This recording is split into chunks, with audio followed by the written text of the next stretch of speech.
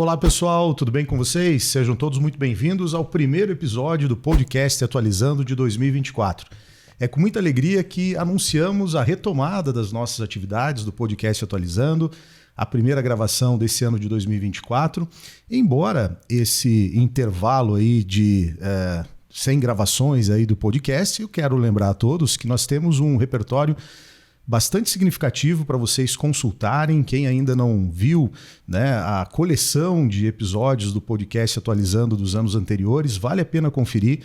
São vários importantes temas debatidos pelos professores de História, Geografia, Sociologia, Filosofia, Redação e convidados especiais de outras disciplinas que participaram conosco para que você tenha aí os principais temas previstos para os grandes vestibulares, para que você possa ampliar o teu repertório de redação, para que você se prepare para as provas de ciências humanas aí com qualidade, com bastante conteúdo. Então eu te convido a acompanhar os podcasts anteriores, os episódios que já foram gravados.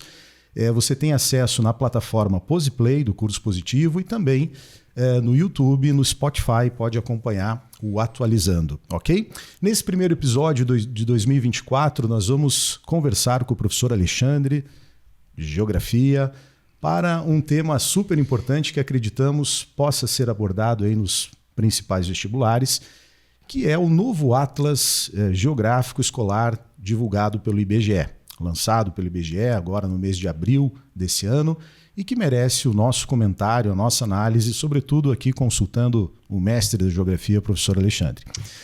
Não é para tanto, não, gente. Merece obrigado, o nosso elogio e reconhecimento. Por que não? Obrigado. Então, Alexandre, para nós darmos início a essa importante conversa de hoje, eu te pergunto, o que é esse novo Atlas do IBGE? Então, o Atlas do IBGE ele pode ser visto como o Atlas oficial do Brasil.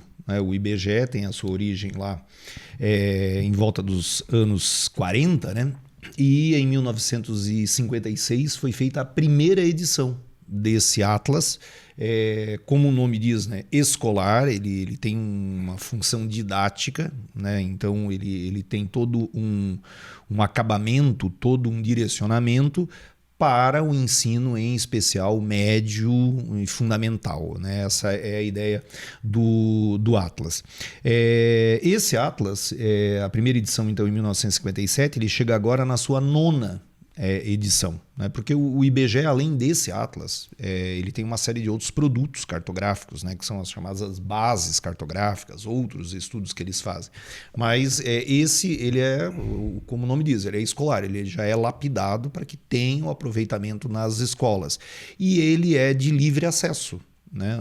Durante muito tempo, claro, o único acesso era o físico, né? Mas hoje ainda você pode comprar, essa é a capa do novo Atlas do IBGE, mas você pode baixar ele inteiro, né?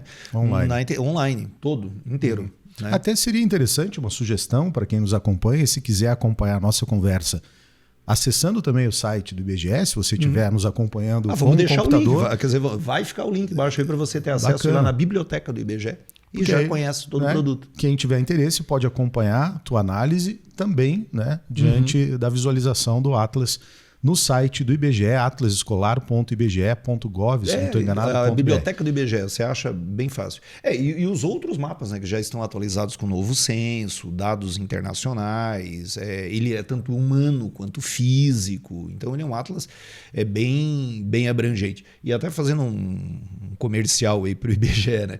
Mas ele também é barateza, é R$ 45,00 o físico, né? E se você quiser só o mapa mundi é 10. Né? E fazer cópia digital é free.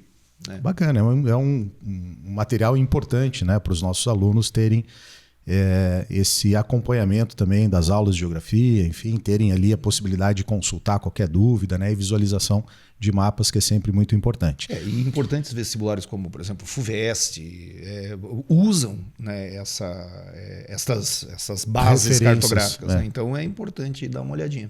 Bacana. Mas, Alexandre, desde abril, quando então foi lançado esse novo Atlas, houve muita polêmica, né? Houve reações, comentários. E por que a polêmica desse novo Atlas? Bom, a polêmica foi por causa disso aqui, né? É que o mapa mundi principal é esse que é até vendido, né, o conjunto de mapas, o Atlas, né, vem esse mapa e uma série, mas esse é vendido em separado, ele é grande, ele é vendido em separado. E qual foi a polêmica? Porque nesse mapa o Brasil ele apareceu no meio. Né? Aí tem o presidente, né, do IBGE lá levando, né, a primeira cópia, no caso assim, oficial, para o presidente da República, né, para o Pacheco também. Né? Então foi um lançamento importante, mas ele trouxe o quê? O Brasil no centro. Daí muita gente, né, começou a simplesmente discordar disso, dizendo, olha, como é que pode, né, o Brasil no meio, isso é errado, aquela situação toda. Muita gente até desavisada daí, né, e tudo mais. Mas também estudiosos, educadores, né, dizendo que esse mapa ele não é adequado. Então criou-se uma polêmica em torno disso, né? Hoje esse fogo já baixou, né? Mas ali na primeira semana a coisa foi bem intensa, até o próprio presidente tuitou sobre a situação, né? Se você colocar novo mapa do IBGE na internet, você vai encontrar vários artigos, alguns até depreciando, né, a obra, mas enfim, a grande polêmica foi por conta disso aí.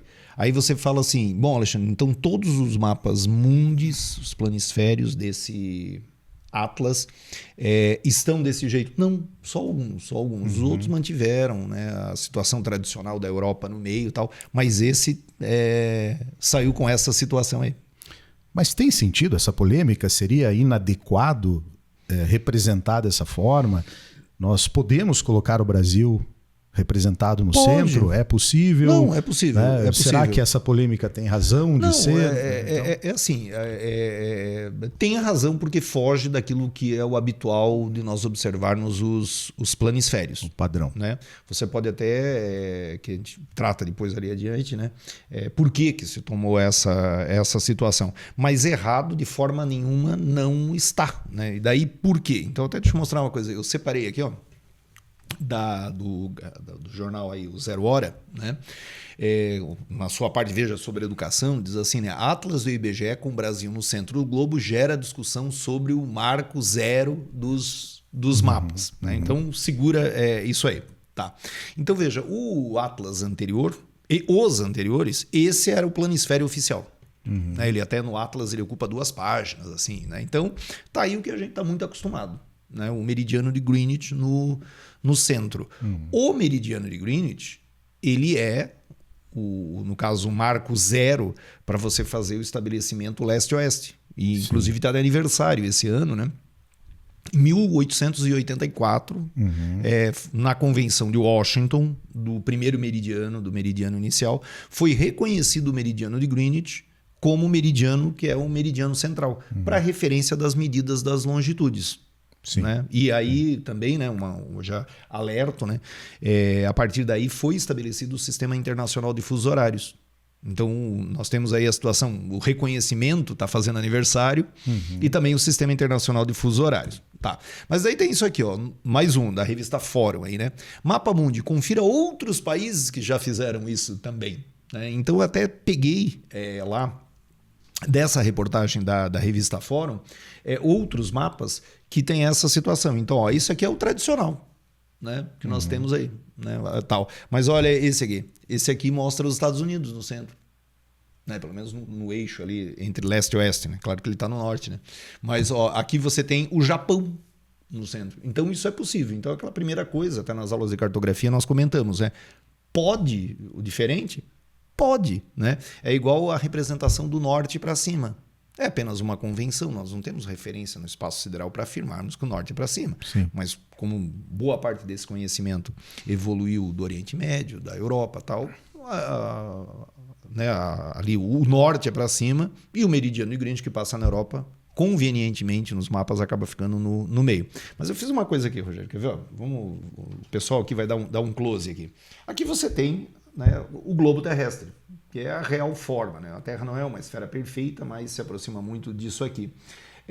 O globo terrestre ele é a melhor representação da Terra, mas tem uma situação, né, gente? O globo terrestre ele não permite a visualização de todas as terras. Né? Nesse caso agora, você vai estar olhando aqui o Oceano Atlântico, mas não vê, né, é o Oceano Pacífico e o Índico. Se eu mostro agora aqui a região polar norte, você não vê a sul. Por isso que a gente utiliza os planisférios, né? Porque eles mostram toda a superfície do planeta. E os mapas mais usuais são os mapas cilíndricos, que eu imagino um cilindro ao redor do globo. Então eu vou fazer agora como tradicionalmente nós estamos acostumados. O meridiano de Greenwich, ele passa lá na Europa. Né? Ele passa lá na Europa. Então eu vou abrir o cilindro no meio do Oceano Pacífico. Vou abrir no meio do Oceano Pacífico. Então tá aqui, o cilindro, belezinha? Vou abrir ele no meio do Oceano Pacífico. O G me deu aqui, gente, o pessoal da técnica me deu uma cola aqui, que colou até o pensamento do mapa. Mas olha só,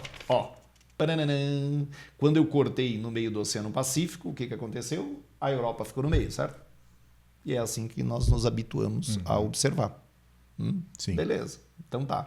Agora, se eu pego, né, e ao invés de abrir o Oceano Pacífico, eu vou abrir o Oceano Atlântico. Então agora, eu vou abrir aqui o Oceano Atlântico. Aqui que eu vou fazer a abertura. Então vamos lá, vamos abrir o Oceano Atlântico aqui. No momento que eu abro o Oceano Atlântico, veja o que acontece. Quem vai ficar no meio é o Japão, tá vendo? Todas as terras continuam aí sendo representadas, né? A África, a Europa, a Ásia, a América, né? Mas agora eu cortei o Oceano Atlântico. Aí o Japão fica no meio, no caso o Oceano Pacífico aparece inteiro. Então, erro não existe no nosso mapa aqui do IBGE, só que ele está fora do que a gente tem de usual. O padrão convencional. Isso. Que nós sempre visualizamos na escola, nos livros, nos atlas anteriores. Isso né? mesmo, isso mesmo. Mas e aí há uma inovação, há uma nova representação. Por que o IBGE toma essa postura? Qual é a ideia, a intenção? A ideia trás é disso? é o seguinte, né? Esse mapa ele tenta valorizar os países do G20 e o Brasil, na atualidade, é líder do G20. Então a ideia é mostrar que o país está na liderança dessa influência geopolítica. Então o mapa ele mostra com destaque os países que são do G20 e também todos os outros países que o Brasil tem representação diplomática. Então essa é a ideia, dá um sobrevalor. Né? Quando você pega esse outro mapa aqui, a ideia é dar um sobrevalor para o Japão. A ideia aqui é dar um sobrevalor para os Estados Unidos. Aqui, tradicionalmente, aquele sobrevalor, né, para a Europa. Então essa é uma visão política, é uma visão geopolítica. E rompe com uma visão eurocêntrica, né, de mundo que nós sempre estávamos habituados a observar. Né? É interessante essa proposta, né, de ampliar a visão e mostrar, né, para estudantes, né, para quem consulta o Atlas, que há outras possibilidades de representação cartográfica, geográfica. Né? Não, e até um exercício, pensando para o aluno, para o observador, um exercício de compreensão do espaço. Né? E a polêmica até no momento é aquela... Por quê? Foi a pergunta que você me fez. Né? E outras pessoas assim, mas isso é errado. Por que o Brasil tomou essa postura? Veja que outros países, como o Japão, já fizeram isso também. Né? E foi recebido isso como uma visão bacana. Né? Nós estamos no centro. Né? A ideia de relações e tal. E aqui acabou tendo essa situação. Interessante, porque não é algo inédito, né? Que isso já foi utilizado em outras situações por outros países. Bacana a sua análise. E uma outra polêmica que eu creio seja interessante analisar é que no Atlas do IBGE também vai aparecer ali a Malvinas, né? Ilhas Falkland, Malvinas, como propriedade da Argentina. Né? Isso, como sendo pertencente à Argentina. Para quem não lembrou, Ilhas Malvinas, ou Falkland, como denomina o Reino Unido, está a cerca de 460 quilômetros da costa, né, da Argentina. E então gostaria que se abordasse também essa representação do, né, presente ali no Atlas, o que isso pode causar e, né, qual é qual foi a intenção dessa representação. Bom, então só lembrando, Rogério, que as Ilhas Malvinas estão controladas pelo Reino Unido. Sim. No anúncio que foi feito em 1833. Perfeito. E aí os ingleses rebatizam de Ilhas Falkland. Né? Posso acrescentar o teu comentário à Guerra das Malvinas? Não, porque tanto pode que deve. Eu até me sinto mais confortável. Eu acho interessante, porque daí antes de você abordar, né, o que está no Atlas e qual seria a intenção, Só para o pessoal se situar, quem ficou em dúvida, né, sobre Ilhas Malvinas e tal. Porque falar de história na frente do historiador é meio arriscado. Não, você comentou muito bem que desde 1833, né, a Inglaterra domina ali a região, colonizou a região. Mas eu quero lembrar principalmente de um conflito recente, né? Não tão antigo assim historicamente, 1982, Guerra das Malvinas. Foi quando então a Argentina questionou, né, esse domínio inglês, mas foi uma derrota militar da Argentina e a Inglaterra, né, reforça então o domínio sobre as ilhas que no Reino Unido são denominadas de Ilhas Falkland, né? Malvinas a gente está usando aqui a denominação da Argentina, né, que reivindica ainda o controle sobre a região, né, reivindica a propriedade da sua costa, mas, claro, com a guerra de 1982, que aliás foi muito rápida, né, foi uma guerra de 2 de abril de 1982 e em 14 de junho estava tudo resolvido, né, são aí pouco mais de 60 dias de conflito. Então, claro, o poderio militar inglês, né, acabou impondo ali o controle, né, da Inglaterra nas ilhas. Mas comenta então sobre essa representatividade que aparece no mapa, né? Essa maneira de então, ver as Malvinas. Só vou acrescentar uma coisa, assim, brevemente. O que a Inglaterra quer com um conjunto de ilhotas no litoral da Argentina? Elas são estratégicas para o controle no Atlântico. No passado eram muito mais estratégicas ainda porque não havia o canal do Panamá. Então precisava dar a volta na América do Sul. A Argentina defende que é dela porque é próximo. E também existem hoje reservas de petróleo, pescados, então tem essa situação.